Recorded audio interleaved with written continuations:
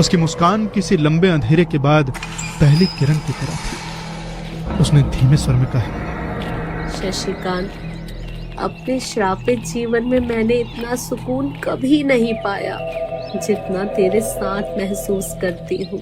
शशिकांत ने उसका हाथ कसकर थाम लिया। मन में ठान लिया कि चाहे कैसी भी मुसीबत आए, मैं इसे कभी भी अकेला नहीं छोड़ूंगा।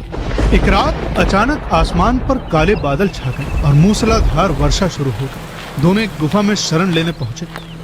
भीतर आग जलाई गई और बारिश की बूंदों की आवाज गुफा की दीवारों से टकराकर अजीब संगीत बना रही थी। आग की लपटों में बैठकर उन्होंने पहली बार अपने सपनों के बारे में खुलकर बात की। शशिकांत ने कहा, मेरा सपना है कि मैं एक ऐसा लोहार बनूं जिसका काम सदियों तक याद किया जाए। मेरा सपना कभी इतना छोटा था, सिर्फ एक साधारण इंसान बनकर किसी परिवार के साथ जीवन बिताना।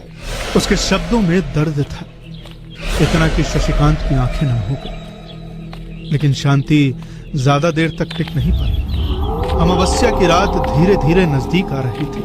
मायावती का चेहरा बदलने लगा, सांसें भारी हो गई, आंखों की चमक लाल हो गई और त्वचा पर काले धब्बे फैलने लगे। उसका दानवी रूप धीरे धीरे हावी हो रहा था।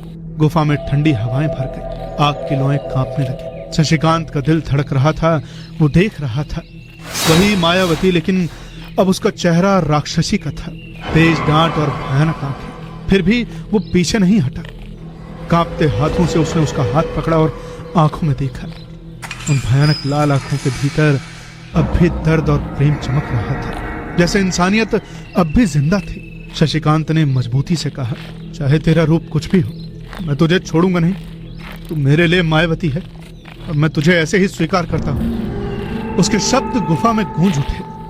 मायावती चीख पड़ी, एक भयानक रोंगटे खड़े कर देने वाली आवाज। लेकिन उस चीख के भीतर कहीं इंसानियत अभी भी रो रही थी। शशिकांत ने धीरे से उसका हाथ कसकर कहा, मैं हूं ना, मैं तुम्हारे साथ हूं। गुफा की अंधेरी दीवारों के बीच बारिश की टपकती बूंदे और आग की हल्की रोशनी में वो दोनों खड़े थे, भय और प्रेम के बीच, मौत और जीवन के बीच, और एक दूसरे के लिए तैयार। उसके आंसू धीरे धीरे उसके चेहरे से बहकर गिरने लगे और वो दृश्य इतना खौफनाक और साथ ही हृदय स्पर्शी था कि हवा तक मानो ठहर गई। शशिकांत ने झुककर उसे अपनी बाहों में भर लिया। उसकी बाहों की ताकत से कहीं अधिक था उसके दिल का विश्वास और सच्चाई। आंसू अब उसके सीने पर गिर रहे थे और पहली बार उसे हिचकिचाहट हुई। तुमने मेरे भीतर की इंसानियत बचा ली शशिकांत, तुमने मुझे जीना सिखाया। गुफा की आग अब शांत हो चुकी थी, लपटें स्थिर जल रही थी। बाहर बारिश की बूंदें अब भी धरती पर गिर गई थी, मगर भीतर उस क्षण में ऐसा लग रहा था कि समय भी थम गया हो। प्रेम ने भय को हरा दिया था। शशिकांत ने उसे और कसकर अपने पास खींच लिया।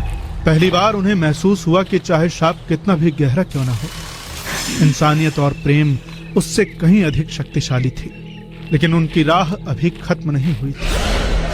खंडहर महल और बरसात की रात के बाद उनका अगला पड़ाव था मृत्युलोक की घाटी। एक ऐसा अंधकारमय स्थल जहां दिन और रात का फर्क गायब था और घना सघन धुंध चारों ओर फैला रहता था। अगला पड़ाव था मृतकों की घाटी। एक ऐसा अंधकारमय स्थान जहां दिन और रात का फर्क गायब और घना सघन धुंध चारों ओर फैला रहता था। जैसे ही उन्होंने घाटी में कदम रखा, शशिकांत के कानों में कराहती आवाजें गूंजने लगी। रोते हुए बच्चे, हाहाकार करती महिलाएं और आत्माओं की चीखें जिन्हें कभी शांति नहीं थी। हर कदम पर घास पर पड़ती उनकी चाल की आवाज भी भयावह लग रही थी, मानो कोई अदृश्य आंखें लगातार उन्हें घूर रही थी। शशिकांत ने घातक सच देखा। घाटी का हर कोना अतीत की पीड़ा और अधूरी कहानी से।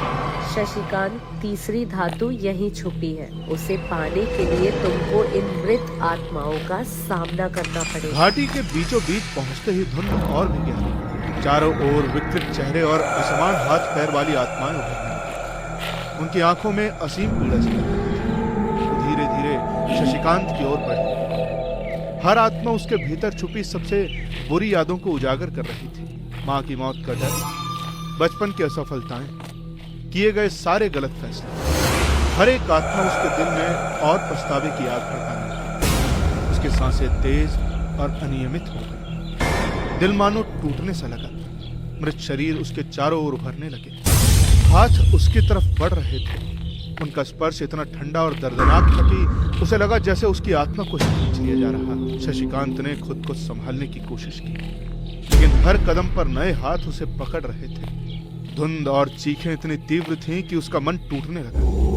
उसकी आंखों के सामने मां की यादें जिंदा हो उठी और वो खुद को पूरी तरह असहाय महसूस करने लगा।